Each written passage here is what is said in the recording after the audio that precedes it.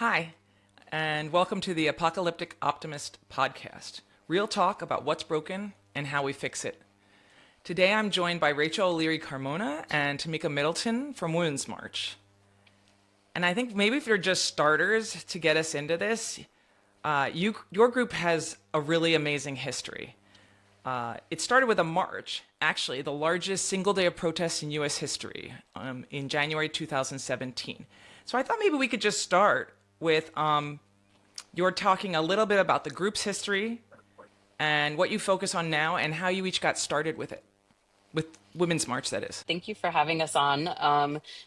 My first experience with Women's March was going to the Women's March. I was living in Brooklyn at the time, and I got in a car with some other folks, some people who were working and some people who were marching, and we drove, and we had a hard time pulling off. And once you leave New York, you get into Jersey, you can't pump your own gas. They pump your gas in Jersey. So there was lines out the Jersey, the gas stations, and someone said, "Ha, the Women's March, is backed up to traffic all the way here." And I was like, "There's no way that a protest in DC can back traffic up to New Jersey." And we finally ended up pulling in. It was when we got to Delaware. We pulled in and got gas, and we went inside to go get our snackies because you need to have your snackies on your road trip. And there was a woman, in the pink hat at the door with a petition, and she said, "Welcome to the 2017 Women's March. Will you sign this petition?" And at that point, just so you know, I just got chills.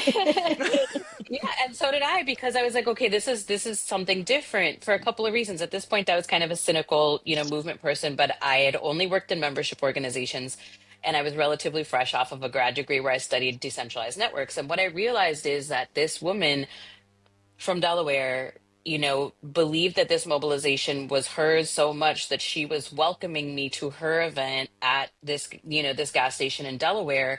And I was like, this is a setup for a completely different thing. And so really, I could talk about the march in DC and everything, but I will say that gas station in Delaware was my first introduction into what I believe the heart and soul of the Women's March, kind of trajectory has been, which is that Women's March is a decentralized effort to prepare folks to go inside of their communities, to give them the knowledge of what they need to do the work that we need to do to get into motion for a feminist future. And so mine was in a gas station in Delaware. It's amazing. And you're the executive director of Women's March, right? Now, yes. Yes, great. Tamika, how about you? Well, I didn't join the team until 2021, but I am born and bred in the South, and have always been inside of Southern organizing formations, and that sort of like way in which we organize in Black communities in the South in particular. That's very sort of deep and relational, and I had been aware of what was happening with Women's March, and had been connected to some folks inside of Women's March. And then when Rachel reached out and said, "Hey, you want to come in, for a little bit, do join the team for a little bit?" I said, "Oh, this is a really interesting opportunity for me to think about how we build at scale to meet this kind of moment. How do we build inside of a national body? And then also, how do we leverage national formations to support work that's happening on the ground in communities across the country?" And so that's really what drove me, because I had always been inside of these, Southern, either state-based or local-based or regionally based organizations. I had never really done, or organizing work had been like that. Even inside of a national organization, I had been really focused inside of the state of Georgia. And so I said, "Oh my gosh, this is an opportunity for me to think about how can we say, how can we build a relationship between what's happening at this national organization, the sort of platform that this national organization has, the connections, the resources, and bring that and be in relationship with organizations that are on the ground, and how can we create a feedback loop, and think about how we use that feedback loop to really build a movement to scale." And so that is what brought me in. In particular, at that time, there was the work that was happening around Jackson Women's Health Organization, and the work that was happening around SVA in Texas.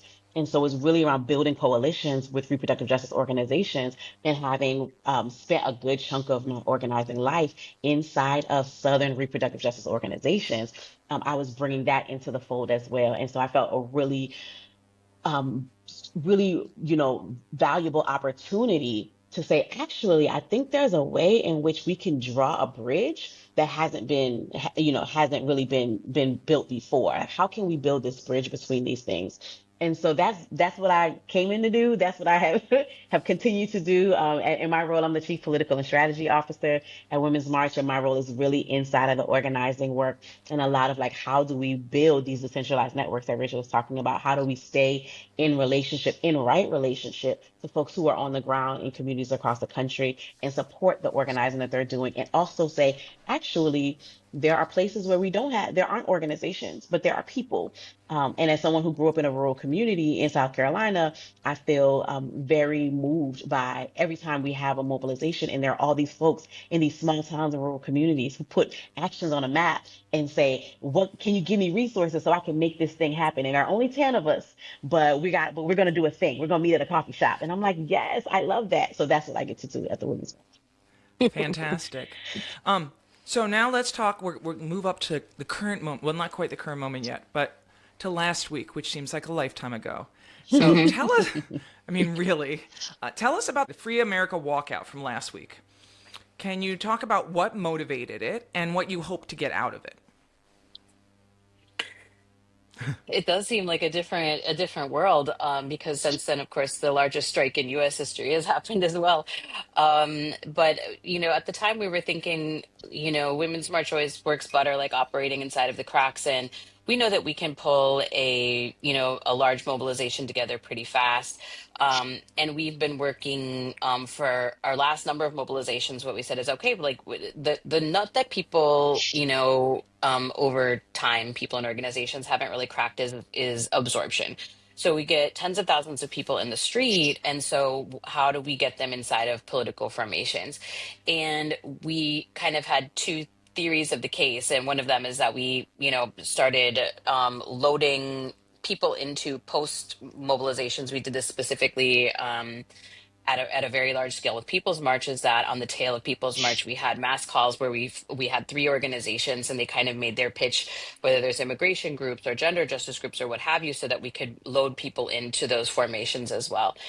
And over time, we began to think that that is also needed, and we have to figure out how we begin to invest in the communities and the works that are happening. So, rather than focusing on absorption as a strategy that we're doing after these marches, and we're trying to build up lists or databases or whatever, if we're trying to strengthen communities, and what are the tactics that we do from there? And then that kind of led us to, okay, well, the tactics that we do from there that would remain central in different communities are a little bit more on like the non-cooperation, nonviolent direct action, et cetera. And so we were like, okay, so if we do that, then one of the things that Women's March did very successfully in 2018, I want to say, is the Enough walkouts. Again, that's like a different, if this is a different lifetime a week ago, that was a different galaxy. And so we thought, okay, so what could it look like to do a walkout? But without, the Enough walkouts were triggered by the Parkland shooting. And where, came very directly on the heels of that. So what could it look like to do a walkout where we begin to practice non-cooperation and practice having practice and an inquiry into what it takes to withdraw labor, withdraw commerce. What do we have? What do we need? How can we look at this both as a protest but also a test case for a hypothesis that we have, that the more you practice non-cooperation, like anything, the better you get at it. Which of course led us to having this conversation here today in the way that we're approaching data collection. It's similarly, and then of course accidentally, because we're living in Donald Trump's 2026 America, there were a number of moments after we, we didn't kind of separate it as cleanly from, big mass moments, because there are just increasingly mass moments every day. So that didn't end up happening as cleanly as we'd like, but we did get good information about, what is very clear is that the people are ready. and in a leadership posture. And now it is on organizations and institutions to catch up, in my opinion. Yeah. Tamika, And do you I, want to add to that? yeah, I mean, I think the thing that I'll add to that is one of the things that I love and appreciate about this organization is that while we have a big footprint, we have a small body. So it creates an opportunity for us to be the scrappy rabble rousers that can try and experiment with things that some of the other organizations that have the same size footprint can't because they have sort of different kinds of obstacles because they're just so much larger than us. Like we are a very small Mhm. team. And so we can take risks in ways that other folks might not be able to. And so we knew that there were other organizations who were not positioned to call for walkouts. Like they're just not positioned to do that because of the legal ramifications or whatever the sort of bureaucratic ramifications that we don't actually necessarily have to deal with in the same way. And Mhm. so it's provided us an opportunity to do other kinds of things, like to put pressure on different targets than some of our peers, and to pull different levers than some of our peers. And so when when we were setting up and thinking about what we're doing for January, because January is the anniversary of Women's March, so we're always thinking about what are we doing this January. We recognize that because there have been so many mass moments, that people were ready and eager in the streets, but also were very able to be receptive to what our base is saying. And so we're hearing from them in surveys that we send out. We're hearing from them in our emails. We're hearing from them in our comment section, in the chats, that they are ready to do something more. They are ready to take more action. And so, we felt like it was a time where, as we saw the administration escalating, that we could also be escalating and that we could take a risk in escalation that some of the other big national organizations could not do, and that our base felt prepared and eager to do that. And so that was Mhm. really sort of a push for us, and we had been talking about it for some time. People will say, what is the risk that Women's March is going to take? What is the sort of confrontation? Or we had been talking last year, as when we did kick out the clowns, we did the circuses last summer. We have been talking to folks from across the globe around what they have done to fight back against authoritarianism and what are some of the different kinds of tactics. And so we heard them talk about humor, and so we started to think about how we deploy humor all last and ridicule all last year. So we talked about kick out the clowns, and how this the circus that is MAGA. And then, we heard them talk about dilemma actions in Serbia, and how, they were setting up dilemmas for the government or for people in power to have to respond to these dilemmas. And so as we sort of heard more and more of that, we heard our base saying, we are ready to do some different kinds of things. And so this was our offering to our base, and also broadly to the movement, to say, let's see what the readiness is. Let's see what the eagerness is. Let's see what the appetite is for this, and let's see what it will take for us to build a muscle to do even more. That's fantastic. So, overall, before we get into a little more on tactics, how do you feel like the walkout turned out? Do you feel like it was successful? And if so, what do you use to determine that it was, in fact, a successful, outcome for you? We um we were looking at, I was really going to be happy with 250 to 300 walkouts. I really was, because we were like, it's a Tuesday, it's January, it's cold, it's like all of the threats that our folks are facing. We hear a lot about the movement being tired. We hear, so all of these things. So I was really going to be happy with 250, and with 50 state coverage. That was my my hope and prayer. We had 950 in the end, and a lot that we believe were not on the map because we kept finding things on like Reddit and Facebook. And Tamika had noted, we are a team of 12, and so we don't have the human power to get on all of these different platforms to just scan. But when we came across one in our native habitats, we would send it ahead. And so, we have an idea that there were more, and we definitely had all in all 50 states. Some states had more than 100.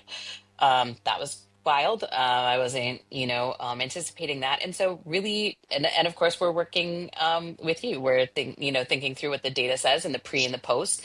What is the impact of this action on our ability? Who is protesting? And particularly right now, I think we're Women's March. We're a part of a progressive and leftist ecosystem. Our particular mandate is to organize, women into being feminists, and then mobilize those feminists for political power. And so for us, it does not escape our attention that women are on the front lines right now in Ice Watch. I think that Renee Good's, courage and sacrifice will go down in history books. Naming also that Alex Pretty's parents put out that statement afterwards that said he was killed protecting women who are out on the front lines. And so I really believe that the insistence and the persistence and the readiness of women to meet this moment cannot be overstated, and I think is in direct relationship to why we hear so clearly from our base it's time to step up. And it's not to say that marches and big mass mobilizations don't have their role, because they do. But if we're thinking about how power moves out, and so our skill set has to move out and expand as well. And so as we're so practiced with marches and mobilizations of that kind, I think that we also have to develop that kind of competency for other tactics, including walkouts, including economic pressure, including corporate accountability, including all of those pieces, so that we can be, so that we're when you're a hammer, everything looks like a nail, but sometimes you need an Allen wrench or a screwdriver. So we need all of those tools, because it's going to literally take every single one to dismantle fascism. Mhm. Absolutely. We collected data. So we worked with you all. My team was able to collect data from what I think calculates out to be more than 15% of the people who participated. We have a sample of almost 7,500 people across the United States, which is great. And one of the things we asked them was about their feelings about whether the movement should be participating in more confrontational tactics in response to the Trump administration and its policies. 79% of the people who participated agreed with that statement, and 65% of them said they'd be willing to participate individually. So I'm wondering what do those data tell you, and how will that help to inform what you do next? And since Rachel was already going there, I figured I would just throw in the data before Tamika spoke. Yeah, I mean, I think it feels like it definitely confirms a lot of what we suspected from what we had been hearing from our folks. And also, I think, to loop back to the question around the success of the walkouts, one of the things we were trying to figure out as we were structuring this from the internally was, how are we going to use the map, right? Because if we're talking about walkouts, not everyone, if I walk out for my job today, I might not put that on a map because it might just be me. And so that's one of the reasons why we anticipated that we would have a lower number on the map. But to see not only this number of gatherings, but also to recognize that so many people were walking out even beyond, like they weren't going to a gathering, they were just walking out, right? And we're hearing that from folks. And so it just really confirms that for us on a Tuesday. People are like, how do I make this work? What can you support me in figuring out how to do this? Am I calling in sick? Am I organizing around my lunch? Like, what can I do to make this work for me? And people were so eager around it. I think that's really what the data does, is sort of confirm what it was that we were suspecting, and give us some more, I don't want to say, I hate to say ammo, but give us a little bit more of that as we're talking to other organizations, as we're talking to other folks in the movement around what's next, what our strategies need to be, especially, Mhm. I mean, I don't think we could have anticipated the way in which things escalated in the first couple of weeks of this year. Mhm. And so I think in this moment, people are very much watching and recognizing that this sort of escalation of violence and lawlessness on behalf of the administration, and trying to figure out what is next and how we get to next. And so I think the data really helps us to make the argument that our folks are Mhm. actually very much ready to take the next step. Our folks are very much not only are they ready, but they're asking us to flake them. They're asking us to Hmm. give them the tools, the trainings, the resources, the skills in order to do this thing because they want to take action. I mean, Minnesota has been so instructive in all the ways that people can and want to take action every single day. And not just what's happening, both what's happening in the state and the ways in which people are reacting to and responding to what's happening in the state across the country is so very instructive for us on what the posture is that we need to be taking as a movement and what we need to be doing as an organization. So I think it really gave us it really illustrates for us that we're moving in the right direction and that we have to take seriously how we prepare people for this next thing that they are wanting, how we make them not just because we don't want people to just say, I really want to do this thing. We want people to say, I want to do it and I feel prepared to do it. And so that is sort of what we're trying to be up to right now. Rachel, did you have anything you wanted to jump in on since I threw out those numbers before my next question? Yeah, I mean, I think that those numbers could be slightly scary to some folks who are still thinking that we're going to get out of this by voting blue no matter who. And and I'm and 100%, Rachel, 100%. and um and I don't say that to denigrate voting at all. I just think that it's the floor and not the ceiling. You know what I mean? And I think that we have to be very serious about the ways in which countries that have experienced democratic backslide, like we have gotten out of it. And it takes, in the same way that we call for like a whole of government response to a crisis, we need a whole of movement response to fascism. And so while I think that we absolutely have to vote in the people who are aligned with, all of our demands across the board, I think that this data supports a strategy wherein we, in order to be responsible, we have to be preparing people with training so that they can engage in, you know, non-cooperation or a diversity of tactics um, that might stretch our organization's capacities as well because they're not tactics that we're used to. And the choice is not if we don't prepare them that they won't do it. They're gonna do it anyway. And so our choice is what we want our leadership posture to be or where we want to be in the in the caravan. Are we pulling up the caboose or are we leading from the front? And so I think that we have to really make a decision. And there are some organizations whose goal it is to stay alive as long as they can. When we're talking about service providers, like for domestic violence, people like healthcare, like legal aid, whatever. I absolutely think that they have a role. Actually, you should be, you should be protecting your, services at all costs. But what is very clear to me is that this data says that we need an ecosystem of organizations. We need an ecosystem of trainings. We need a skill set and a tool set that people can bring to the fight against fascism, and that different folks play different roles, both on an individual level and on an institutional level.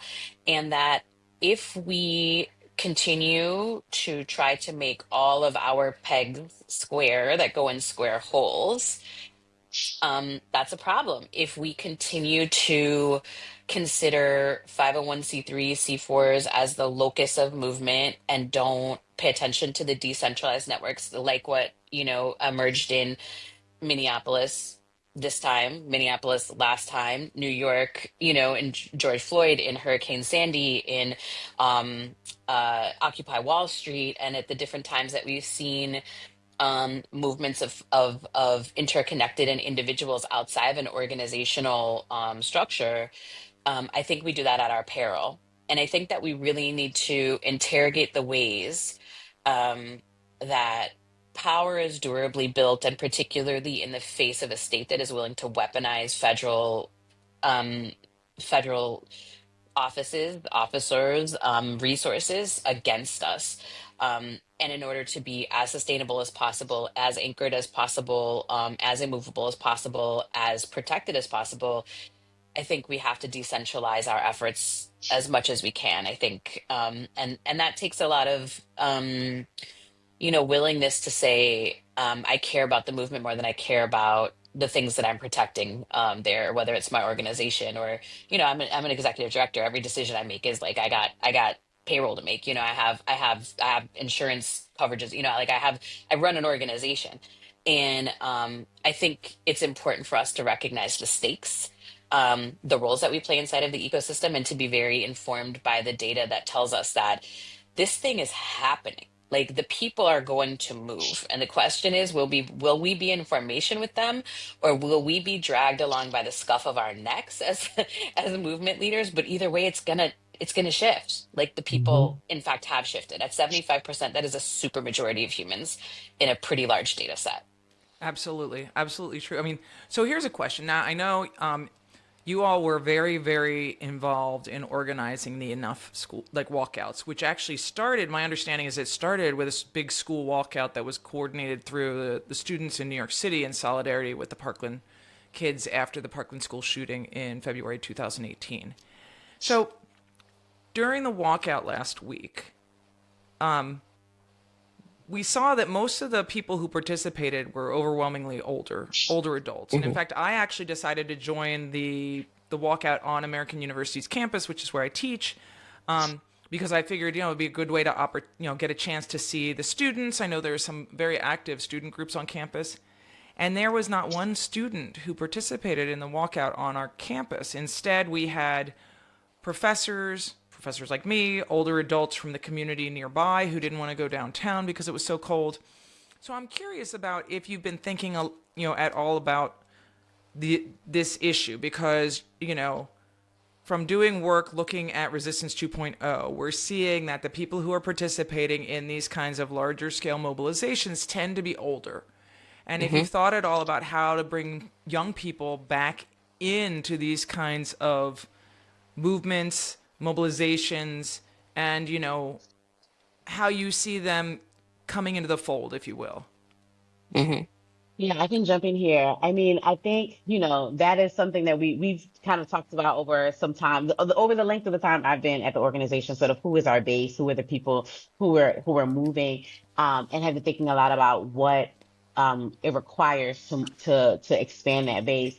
But also, what I do want to say is one of the things that we saw and we were actually pretty surprised about was the number of high school and middle school walkouts that we had on our map. We had a number of high schoolers and especially up until like I I had the great pleasure of being our person who was vetting the day of the morning of the walkouts, who was vetting all the events on the map, and we would see a number of high school students putting things on the map that morning even. And so I think especially in California, but I know we had Minnesota, Minneapolis, we had high schools, we had, like I said, even middle schoolers.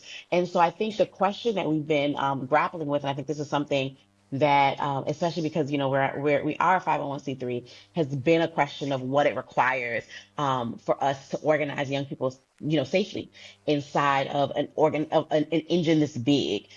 And so, so that's what we've sort of been thinking about, and that's what we've sort of been building a strategy around. We're like, oh my gosh, these young people are so engaged, and they want to be involved, and they want to do this thing. And we saw that even in Charlotte, school walkouts in the end of 2025, and so that's what we've been sort of building a strategy around that, and also been thinking about what are some other interesting digital ways to sort of crack into some of these communities. Like we always joke about how nerdy our team is, but we do have like a team full of nerds, and so we're like, how do we crack into the anime young folks who are galvanized by One Piece and using the One Piece flag across the globe for walkouts and for protests. How do we talk to the K-pop young folks who are using light sticks across the globe as a part of protest? How do we get into to the fray with the gamers? And so we've been thinking a lot about how we activate, especially inside of fandom networks. How do we start to like crack into that space and not move people to action because we know they're already in motion, right? But how do we support them in coming into action inside of these larger spaces and actually using their fandom networks as ways to get inside of political action in very particular ways? And so, we've been in this conversation. Fandom networks is really Rachel's baby, going back to sort of Harry Styles' fandom organizing. And so we've been thinking about that, talking about that. We've been, some of doing talking to Trekkies and talking to sci-fi fans, Andor. and Oh yeah. or like the Star Wars fans. Exactly. We had one of our partners go to a Star Trek convention in Chicago with Trekkies Against Fascism shirts and like have conversations with people around that. So we've been really thinking about that space and also thinking about how we build out, in particular, a youth space where we can cultivate and nurture the energy and the activist impulse there, and do it in a way that feels protected, that feels oriented towards how we take care of young people. Do you see bringing young people into the same, I mean, I know it's the same ecosystem, but how are they connected? And as we think about expanding the tactics that will be used to become broader, more confrontational, do you see, or do you think of it as the younger people joining kind of the elder folks, the Gen Xers and whatnot, in a similar tactic, or do you think that the tactics need to shift when you're talking about different demographics? That's my question. I do think that young folks have an energy and an instinct towards confrontation in a very particular way, that we have to, like, again, nurture, but also support and guide. I have a teen and a preteen, so I know what that what that energy is. But also, I think, if we look at what history teaches us about the role of young people in social movements, that there is a space and a role for young folks inside of these sort of confrontational and escalated spaces. And we just have to be really intentional about that and really mindful about that, so that we are, not causing harm. I think that's one of our, one of our things that we're sort of keeping our eye out is like, how do we have the greatest impact, but how do we also leave communities better than when we found them? And so we don't want to be harming the communities that we're trying to be in relationship with. And so I think there's like a level of intentionality that has to exist there. But I don't know why that personally, I feel like the tactics have to be different. I think the approaches to the tactics have to be different when you're talking to different audiences. I think I would add two things to that. And the first thing is that I don't know if it's about, I agree that the tactics don't have to be different, but I do think that there may be a question of sequencing. And I do think that we're seeing people who are willing to and able to be more confrontational in their tactics. Um, they're in a particular position and a place in life. Mhm. And I think one of the things that I've been thinking a lot about is making refusal and non-cooperation sustainable and livable so that it doesn't wreck your life. And I think that, retirees are in a great place for that. I think Gen X is in a great place for that. I think elder millennials is in a, good place for that. I think the lower you get in the adult spectrum, the more risky it is. And the info I have on that is this summer, I have a personal relationship with one of my alma maters, and I was working with some alumni groups there, and it was the same thing. The professors were there, but the students were not. And the students said that they feared retaliation when going out onto the job market and inside of the schools, while the schools are inside of these battles, where people are being reported and things like that. And the professors were like, report me, you know what I mean? And the students were like, I might not get a job. And so I think that there are really real risks. And I think that's why for our walkouts, we saw high schoolers, we saw middle schoolers. Those are people who are still under like a protected, well, first of all, the idea that your record would be expunged at 18. Who knows what law is and what privacy is anymore, but certainly I think there's that idea. So we see the young folks who are still protected. And then we see a real gap, in the college age of like young adults who are just it's just too much risk. And I think it goes back to refusal has to be livable. You have to be able to survive it. And so if you're getting out of school, you've got debt, or, maybe you're lucky enough to not have debt, but you don't have a job. Your parents probably don't have the job. They continue to support you. The economy is not great.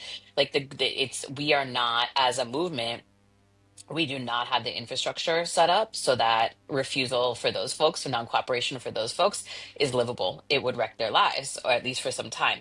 So I think that that's something that the movement has to address writ large. And I also think that it is impossible to talk about young people of that age without talking about the ecosystem of where, how and where people get their media. And so when I hear about, political ads being run to the tune of millions or billions of dollars in this last election, I'm like, where do you get your news? I get mine from my phone. And if those are happening on TV, I question, like, are those, people getting any of our messages whatsoever? How are we breaking through? But then who is talking to them on their phones? And it's not us, it's the right wing, infrastructure. So I think that's why, so many of, voters of that age have drifted away from activism, or even democratic voting. It used to be a democratic stronghold, and all of those things, because of the impact of like the Turning Point USA's and their very effective organizing, and the way that they have scaled, honestly, in many ways, through decentralized organizing, their efforts to be much greater than the sum of their parts. And so I think that the data that's been pretty consistent, if I remember the data set across the board, is that, it's older, it's whiter, it's all of these things. And that also correlates with, these are the people whose life won't be wrecked if they, get caught or arrested or caught on camera or doxxed or whatever. And so what are the support mechanisms that the movement needs to develop, so that if that does happen, you're not just destitute? Yeah, I mean, I think you make some really good points about the way that the right wing has done a much better job of incorporating decentralized networks to do outreach to young people in some communities of color, and through younger media channels, if you want to call it that, or less formalized media channels, let's call it that.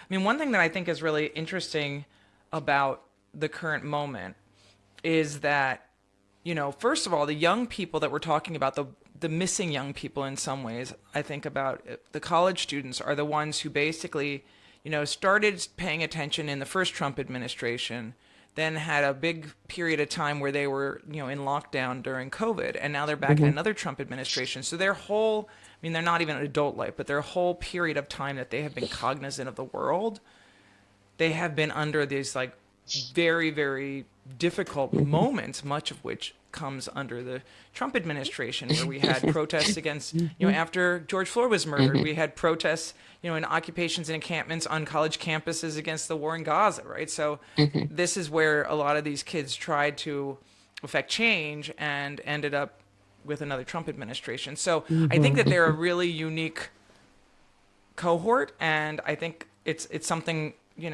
if you all figure out how to get them involved and channel them in so they feel like they're comfortable making change, and of course are not putting their lives at risk, please share it with everybody, because it's going to be so valuable.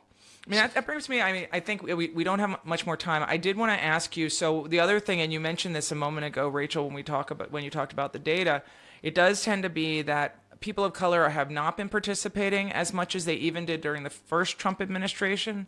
There are a lot of good reasons for that, but I thought maybe you could talk a little bit about how Women's March is working to bring more people from communities of color in, or connect with them where they are, and help support and empower folks in communities of color to get involved in ways that they're comfortable. Yeah, I can jump in here. I mean, I think that's such an interesting, it's such an interesting proposition, right? Because I think that a lot of folks, I think there's like a distinction between what is sort of the kinds of activism or action that is very visible, and the kinds of action and activism that I have been a part of for my entire life, right? And so, you know, I can recall a time before I was at Women's March where I would have never been at a large mass scale protest, but I've been organizing and been in the movement for more than 20 years. And so I think there's sort of ways in which, you know, people of color are always sort of in the, I think have been in the leadership around the ICE organizing, have been in the leadership when we talk about the George Floyd protests, like have been very active in organizing around police violence. And I think that there are ways in which, especially we go back to this question of risk, that Rachel was raising as well. There are ways in which that organizing just looks different, because of levels of risk, because of what people's lives look like, because of what feels and is priority, um, and what tactics actually feel tangible and feel like they move the needle. And so I think that is really a question. And so one of the things that I feel really proud of that we have always been up to is thinking about how we can support organizers and organizations on the ground. And so we flank folks in ways that we might not ever, no, people might not ever find out that we, move resources to the ground, we move training to the ground, we move skills to the ground. We might, offer technical support in lots of ways so that organizations that are led by and that are of people of color are able to do the things that they are doing in their communities on the ground. And so, we've done, like I said, we've moved money to organizations. We've run, trainings, specifically for organizations. We've done a number of things, and we've partnered with organizations and lifted up their work. And so I think there are all these ways that we are amplifying the organizing of people of color that might not necessarily translate in the same way into like these to folks showing up en masse in large protest spaces. And so I think there's like a particular way, and also we are, we're in partnership with, in a relationship with organizations that are large scale organizations that are for immigrant, for doing work around immigration, doing work around, Black liberation, and so on and so forth. And that doesn't necessarily always translate. Like we're not, and those are spaces for which it doesn't feel necessarily appropriate for us to be in the front, or to be super Hmm. loud about it. And so we are not being loud about it, but and also we are still in the work and in the, supporting Black feminist organizations, supporting Black reproductive justice organizations. And so we are doing those things. We are in it, and we are supporting again, to Rachel's point around the toolbox, that there are a number of different ways and different communities might engage in different ways, and with different tools and tactics and strategies. And so we want to be cognizant around that, and we want to support folks in showing up in their communities in the ways that feel real and drive impact. And so that's really been our, for me, what I would say has been the crux of our approach there, has been how do we support, how do we flank, how do we build relationship, so that we can lift up that leadership and help drive the work that feels like it's necessary and real for those communities. And I would say also that I think that the folks who come out in March, um, I think a lot of them think that they're doing what they've been asked to do. Like when you go online and you see, kind of communities of color being like, go get your cousin, you know what I mean? And like, go show dissent, go do this, go, so come to trainings and figure out how to. One of our most attended trainings of the past like 6 months was this training that we did with Leaving MAGA about how to talk to your MAGA, family members, because I think that what we've seen is like folks who are like white folks who are inside of bases who, had family members like in Trump 1.0, they were like, I cut him off. And I think they realized, oh, that wasn't the move. Like he went and made a whole network of friends and now they're a squad. Like now it. And so I think that, there are folks that like the in order to have an unbreakable super majority, at least for some time, like it has to include like white people, and in order for us to break fascism and break MAGA, we also need to wedge inside of their coalition. And so Women's March is a place that's like a place that can do that effectively, because our people didn't vote for Trump, but they probably know people who did. And so we are trying to make interventions with those folks to give them all the tools that they need to be able to have those conversations and those organizing moments inside of their own networks, and then to go forward and make them. And so I'm not sure that it's the role of Black women who voted for Harris, for example, at 92%, to go and organize white folks away from voting MAGA. Like, so I think that there's a certain extent to which the folks who are stepped up and picked up these tools are the folks who need to go and do the work. And so there are different organizing mandates for different, folks at different times, and also in different locations. I think a lot of the critique that comes from this comes from like blue states, the Acela corridor, or even blue cities inside of red states. And I'll tell you that coming from a place in Amarillo, Texas, a very red part where we, played a role in local organizing around some reproductive issues. We're now in the, in the ground tussling around data centers. It's that also this body of work looks different locally than it does nationally, and it looks different every day than it looks in a one-time march, and it looks different, so it's just important. There's a lot of men involved, for example, for women's march initiatives. And so all of that said is that there's a time and a place, a literal time and a literal place, and different roles inside of the movement. And that just speaks again to the role and the need of decentralization. Because if we're not talking about these big marches, which, although women's marches are named, we do not believe that marches are the end. They are the beginning. They're the beginning of they're an on-ramp.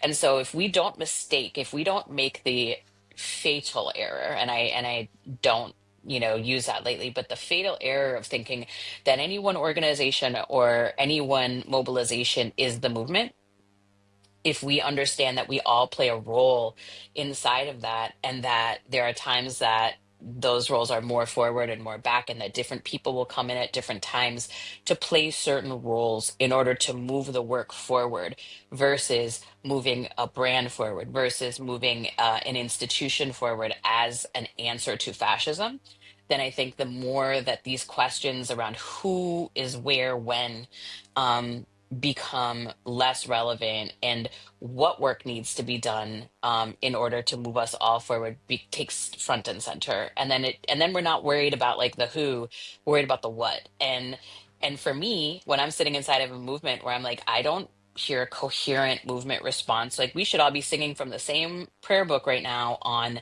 what is our response to MAGA, what is our counter narrative and our counter proposal to the American people around MAGA? What is our counter proposal around Trump and his leadership? And what is our counter to Project 2025? And we don't have that. And so instead we talk about the who, because we don't have the what in place yet. And until we have Anat Shankar-Osorio, who I'm sure your listeners, have heard, even if you haven't heard her, you've heard her messaging, I guarantee it. Whenever I give her something, she gives it back to me marked up. And she says, you stay talking about the recipe, and the American people want to hear about the brownie. And I think some of this question, of like, who is at the marches or whatever, and what are the marches? Like the marches themselves are still the recipe. Like, what's the brownie? And as a left, women's marches, that's bigger than us. But as a left, we have to articulate the brownie. Like, it is imperative, because otherwise we'll win this next election, and then we will be in the most important election of our lives every 2 years until we die. That is just what will happen. And that is not a brownie. That's like a... It's not a brownie. It is brown. That's like a lame Rice Krispie treat or something. So here's my last question. How are you going to move the needle to take a step forward? I mean, we've got so many things happening simultaneously. We've got lots and lots of people, women and also others, who really want to do something. I mean, the data are very clearly giving you, a push to say, help us. So what's next? I mean, I think what we're up to is trying to articulate the brownie. Which I think, we've been playing with some things. One of them is Free America as a frame, as sort of an experiment with what can be a counter to MAGA. But we're also continuing to give people the skills and the training and the invitation into consistent non-cooperation into sustainable non-cooperation. So we just rolled out sort of an offering that we're calling Brave Women, where we're doing non-cooperation trainings, inviting folks to not only take small everyday acts of refusal, but also to track it and to put it into into the bucket so we can see how many acts of refusal can we get from everyday folks. So that's one of the things. So the Brave Women is sort of our invitation into everyday acts of refusal and of non-cooperation. We're also planning, to be building around this Free America frame, to be building towards a Free America agenda. So we're about to, in the summer, we'll be rolling out assemblies across the country, building delegations to come together with us in 2027, to really think about, how do we bring delegates together? How do we ratify a Free America agenda collectively that is feminists from all stripes across the country, from urban and rural areas, from different demographics to come together and say, this is what we're seeing in our communities. This is actually a vision that we have for what's next. And then now we're going to scale up so that we can actually execute a strategy related to this agenda. So that's sort of, that's where we're about to be. That's what we're up to now. Rachel, I know we have a lot of things that we're about to be up to for a team of 12. But We're like, we never heard of biting off less than you can chew. We're always like more. I would just say, the Brave Women pieces, and we're also up to a couple of other programmatic offerings. And the first is been going on for a long time, and that's Digital Defenders. And that's a group of people who are in a posture of activism in their digital networks that they're already in. And so you might be a crafter. As somebody right before I got on here, somebody said, I just sent out this call to action to my quilting circle, and I thought I was going to get the business. And like from all of these, how she described it on Threads was these older white women came back and they were like, say less, and they gave all this money and did all this stuff. And so like, where are your networks organized there? So we're trying to give folks the skills so that they can take it back out. That's been going on for a number of years, and now we're going to continue to be up to that. We also have women's protection teams, as we know that folks have questions about safety and security, both in protest spaces and election spaces, but sometimes just going to the doctors. And, there are some places that have gotten to feel unsafe, and so the ways in which we can fortify ourselves and our communities around us so that we can de-escalate things, but also be able to be in a posture of self-defense if somebody is attacked in an era of your body, our choice. One of the things we know about fascism is that domestic violence goes up, sexual assault goes up, and there's a bunch of correlated criteria, like in violence against women, that goes up inside of authoritarian regimes and democratic backsliding. So we want to be prepared for that. And then finally, and this thing that I've become obsessed with is this idea of keeping the record. And I kind of fell into a rabbit hole around Mormonism this summer and came to understand that they've got temples, but inside of their temples they've got wards, and there's a guy that's responsible for each ward, and it's his role to record what happens inside the ward and to mitigate the conflicts and things that happen. And one of the things that I began to think about, and why we know so much about Mormonism, they've kept assiduously accurate records, and they all live at Brigham Young. And so, like, what does it look like to be the record keeper? What does it look like to tell the story? And if on one side, this the if history is written by the victor, can the win be written by the random person? Can we make records? Can we fight off the onslaught and the attack on memory? Like, Orwell said that the person that the I'm going to get the quote wrong, but it's like, he who controls the narrative of the past controls the future. And if they strip our books and they strip our schools and they strip our museums of what we know to be our history, and an incomplete telling of that, then the control that we give them over our present and our future becomes unprecedented. And so, can we be the keepers of our own history and our own present and write our own future? And also have an account with which to hold these, frankly, war criminals accountable when that day comes, which I believe it will, of the people's history of what happened and what they experienced in their communities, and what, the atrocity of not just the state-based violence that we, see in policy, but the atrocity of, your baker or your local postman who, left that job and went to become an ICE agent and then began operating in your community. What is the record of that? So that isn't something that, gets lost as one day everyone will have been against this, um, as the meme says. So I've become really obsessed with the idea of keeping the record and being the keepers of the flame for our own memory and our own history. It's all about bearing witness, right? Hmm. Well, I just have to say, I know it's an old, tired saying, but I really enjoyed spending time with you two nasty women. Um, And I'm our reaching back a little bit into our history a little bit, but I mean, yeah. but Rachel and Tamika, thank you for sharing your time with me. This is, this conversation was very much an opportunity to talk about what's broken, but how we're definitely going to fix it. And I am Hmm. so much more hopeful about how we're going to do just that by talking to you all and learning a lot more about what Women's March is doing. So thank you again. Thank Thanks for you. having us. Thanks for having me.